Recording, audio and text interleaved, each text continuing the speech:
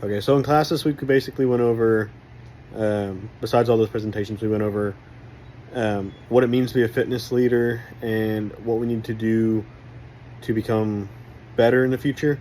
So essentially what this means is, as coaches, as trainers, we're pretty much always just specifically training our athletes how we were trained. So we were trained by our coaches in high school for performance-based lifting, which we call Olympic lifting in class.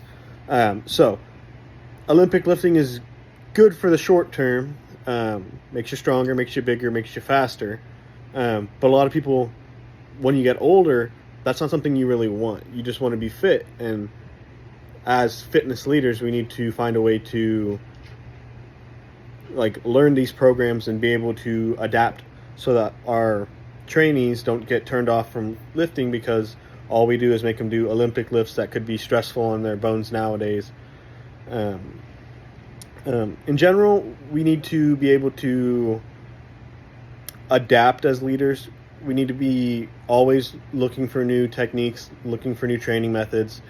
One of the worst things we could do as fitness leaders would be to stick to one route and always go with that route. And then whenever anyone asks, we'll go my way or the highway. We need to be able to adapt. We need to be able to focus on not just stressful lifts that make them strong when they're young, but when they're older, it can be very stressful on their bones and could potentially injure them. And we need to be able to create a caring environment for our trainees and athletes. We need to be able to show them that we care rather than just harping on, you have to do it this way, this way, this way is the best way. We need to be able to get them to fall in love with fitness before you start harping on having extremely proper technique. Technique is good, yes. It's mainly for injury prevention, and it can also increase your workload. But if you're always hounding on your athletes that they have to lift the perfect way, they're never going to want to be there. They're always going to be like, oh, he doesn't care. He just wants us to do it this way. He doesn't care that we don't really want to do this. It's just his way or the highway. And I think that's what we really need to focus on as we become fitness leaders in the future and go on to our jobs. That not everything's going to be the same the way that we were trained when we were younger.